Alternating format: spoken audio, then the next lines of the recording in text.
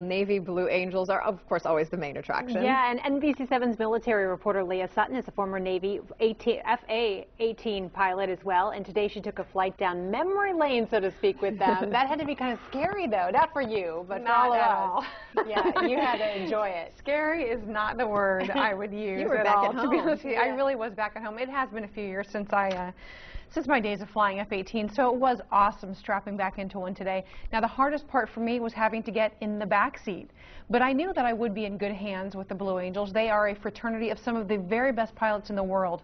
Blue Angel number 7, Lieutenant Mark Tedrow, was at the controls today, and we had a lot in common. We're both Naval Academy grads, and we both got our Navy Wings of Gold in Kingsville, Texas. Well, we took off in a high-performance climb, speeding up at just 50 feet away, then pulling about 6 Gs to climb to altitude. After heading about 40 miles out to sea, we really started turning and burning. From a series of barrel rolls, loops, and rolls to flying supersonic and surfing the clouds, it was great to be back in the saddle. And I was surprised to find that my G tolerance was still strong. So before we headed back, I told Lieutenant Tedrow to do his worst on me. So then he took the plane to its limit, and that is 7.5 Gs. Now, I'm proud to say I did stay awake, but it took a lot of grunting, and it wasn't pretty.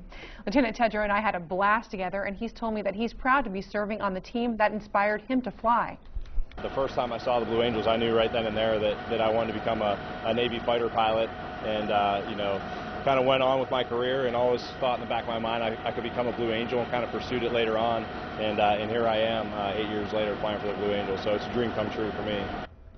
Well, even though I was in the back, flying really came full circle for me today, because seeing the Blue Angels perform when I was just 18 years old is what inspired me to become a Navy pilot too. So flying with them today really was a blast from the past for me.